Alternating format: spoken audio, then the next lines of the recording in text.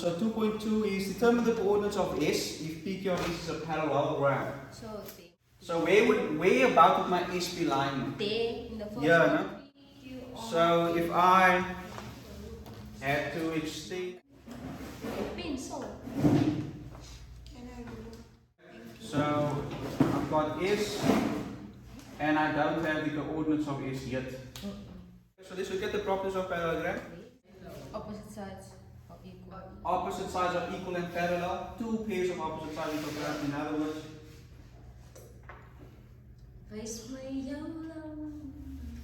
okay, so PQ and RS are equal and parallel, and PS and QR are equal and parallel. Those are properties of parallelogram, and of course the diagonals bisect each other, So call me, but not at 90 degrees.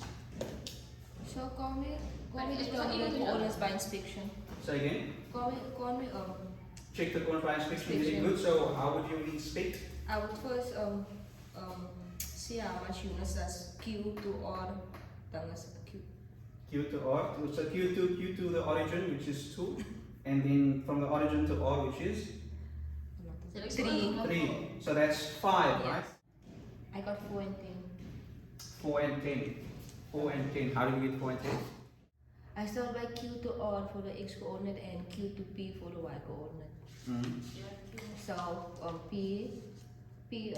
I mean Q to the origin is 2 points, and then from the origin to 3 is 3 points. it's 5, and then from Q to R it's Q negative 2 to the axis is 2, and from there to 4 is 6. So 6 and 5. Yeah. So and how do you apply that information to get? I said negative 1 plus 5 and 4 plus 6. Negative 1 plus 5 to get me my X coordinate. x coordinate. Yes, yeah, x Coordinate of S and 6 plus 4 for my y coordinate. 6 plus 4. Okay, so let's go back to the x coordinate. You said negative 1 plus 5. Why? Because of it should be equal distances, right? So if I add 5 to that, I would get the S value, which this S should actually ideally be sort of more that way, so it drops down here somewhere, and that gives you a Positive value. So you had, let me just put that in. You said 5 and 10. Yeah. No, 4 and 10. 4 and 10. Okay. Now the other method is also diagonals bisect each other, which means they share the same. Gradient. The same?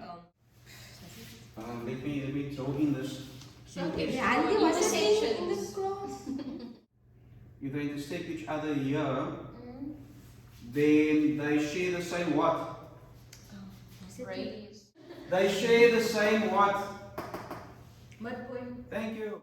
Okay, so if you can work out the midpoint that they share because you've got both points here. So that means you can, so you have one point, the midpoint, and so you can find it that way. That would be the quickest way, Kiara, because your way means you must go find equations of 2 lines and yeah. We did that, sir. Where you do that, sir. So you just have the midpoint of 3R and you have the points of X. Here we go. Shocking. But now, if you get the midpoint of 3R, you're going to use it in the equation to find the midpoint of QS, which is the same as the midpoint of QR, to find the X and Y's that you're looking for. And then you put that, the coordinate equal to that. Equal to the midpoint coordinate. 1 and 3. 1 and 3. Yes. For the midpoint.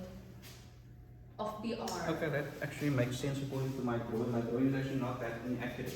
You got 1 and 3. Yes. Yes, sir. What do you find If you look at K and its exponent being a half, you know, it kind of actually makes very much sense in terms of the accuracy, because 1 would just be slightly after the half. So that point is just slightly further. Okay, so then what do we do now, sir?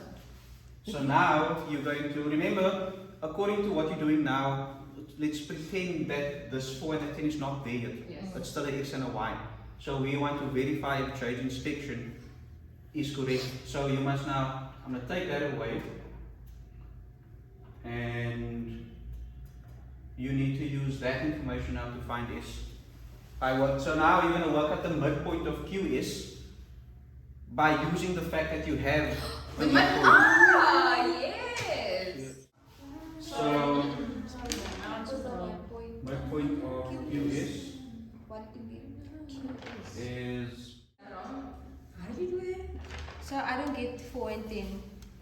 I get okay. Let's quickly see. What did you I get? get 4 and 8. So go check by your inspection.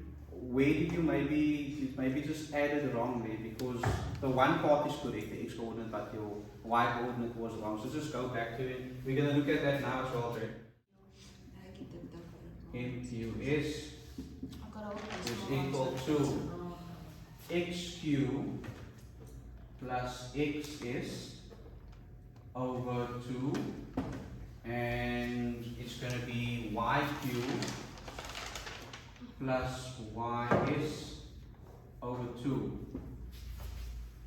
Okay, so now I'm going to substitute. What is x cubed?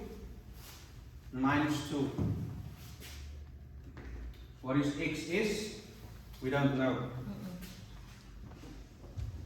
Over 2.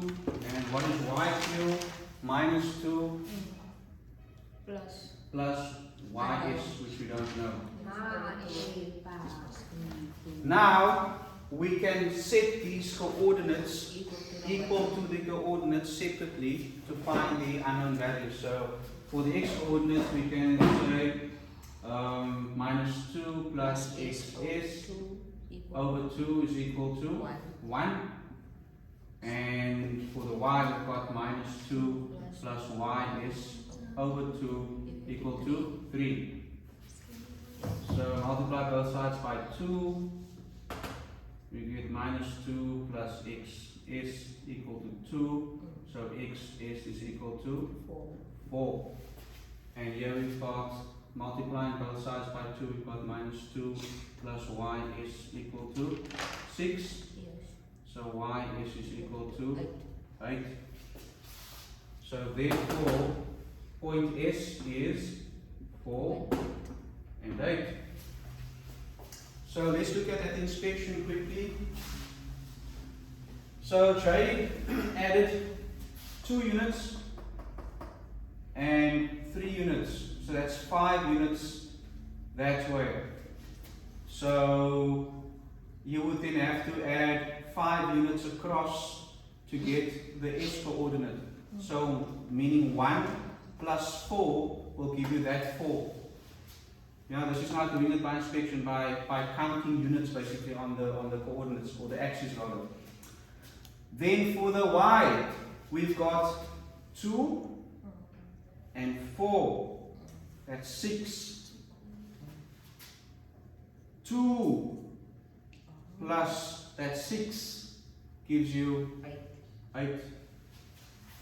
So I actually, You see what you saw? It's the 2 plus the 4 gives me my 6 in height. So from this point onwards, like you counted from this point onwards, you will count 6 units upward to get that other point.